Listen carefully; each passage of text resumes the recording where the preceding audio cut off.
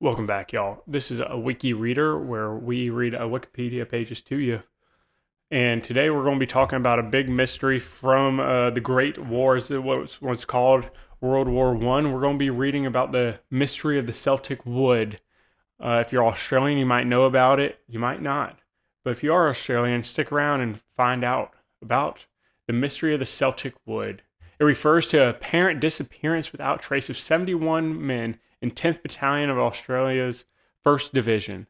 During the divisionary attack, the German position in the Celtic Wood near Passchendaele in the West Flanders during the Battle of Pokapel in the First World War, official army reports of the action state that investigations have failed to account for the fate of 37 men in 10th Battalion. German records contain no mention of the attack, which led to speculation that the men were massacred and buried in mass graves. Visitors to this day are still given an explanation by guides. Even though it might not be the right explanation, they are given one. Rumors persist that the men had simply walked into the mist and disappeared. Some investigations attribute to the lack of record of the missing to confusion, misreporting, and a clerical error. A little bit of the background. In the 10th Battalion of the 1st Australian Division, they are known as the Terrible 10th, a name given to them for their fighting spirits in the trenches of the Western Front. If you know about the Western Front, you know it was not a fun place for those men during that time.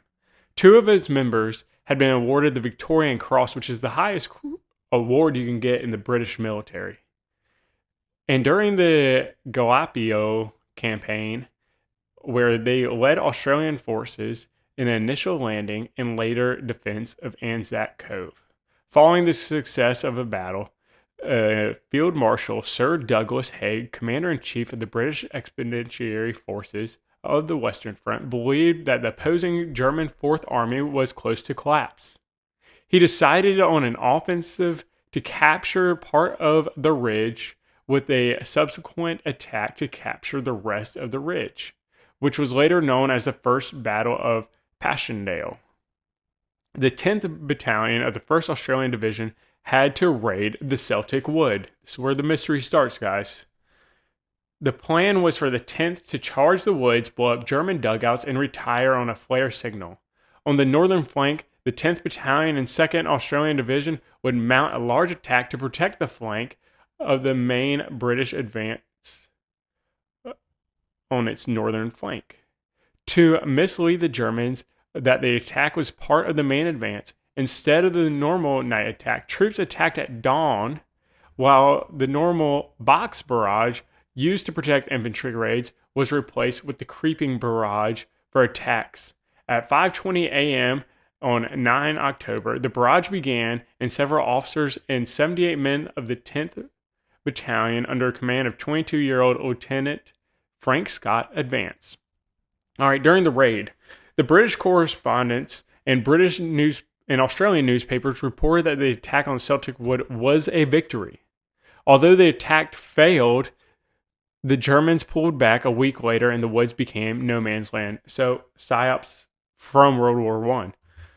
The 10th Battalion commander, Lieutenant Colonel Maurice Wilder, wrote in his report of the action, "A desperate hand encounter followed, in which heavy casualties were inflicted upon the enemy. I am the only one able to account for 14 unwounded members of the party.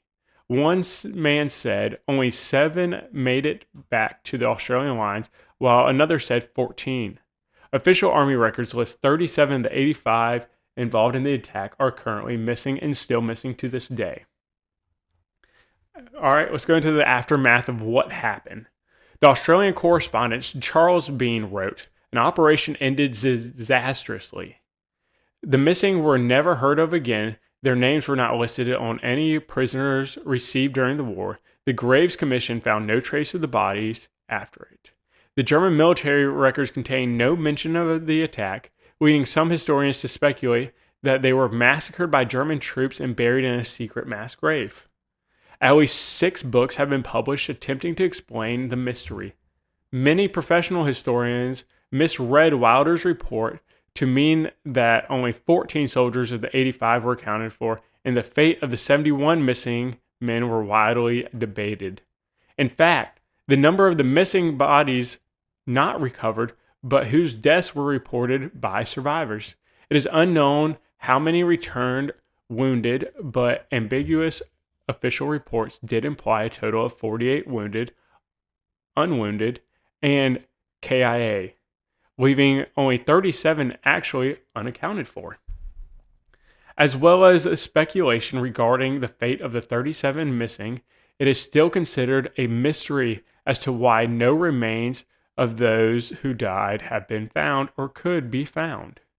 The incident is known as the greatest mystery of Australia's war, perhaps due to the name of the woods and the mystery surrounding the missing men.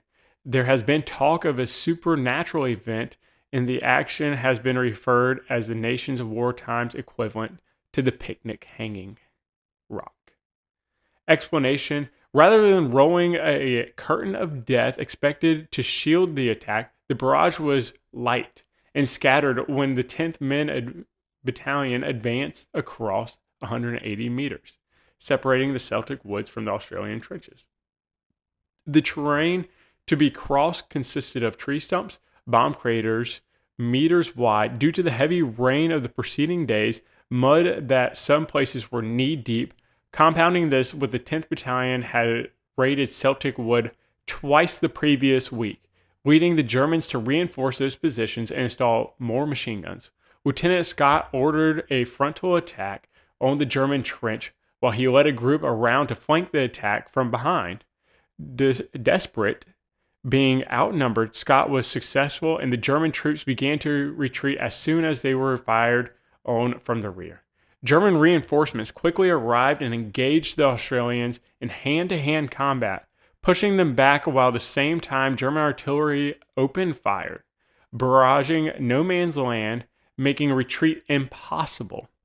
Within a short time, all of the officers were dead or wounded, and Sergeant William Cole tried to fire the flare, signaling the withdrawal, but was killed as he was firing the flare, and no survivors were left to find their own way back.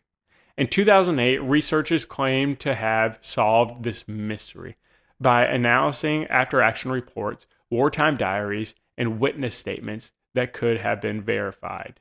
They believed that they had accounted for the fate of the missing men beyond reasonable doubt, attributing the mystery to the fog of war, clerical errors, or misreporting. Study of the remaining records led researchers to believe that the massacre was unlikely, as British had began the artillery barrage on the position, preventing German troops from pursuing the retreating Australians. At the same time, the German artillery barrage continued, preventing the Australians from retreating.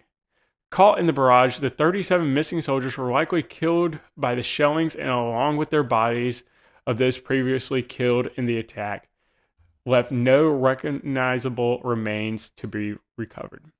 So what do we think, everyone? Do we think it was something supernatural, or do we think it was just due to the heavy artillery barrages that no one made it out alive and no remains could be found to this day? I do have a hard time believing that no remains could be found. But as we go on, maybe they will be found, and they're buried deep in the thick mud that was feet deep, or maybe something supernatural happened. We never know, and we might not know. But like, comment, and subscribe. Let me know what your thoughts are. What happened in those woods? What happened at the Celtic Wood? And was it the Germans? Was it friendly fire, a cover-up of a friendly fire, or something supernatural? Let me know what you guys think. This is Wiki Reader reading The Mystery of the Celtic Wood.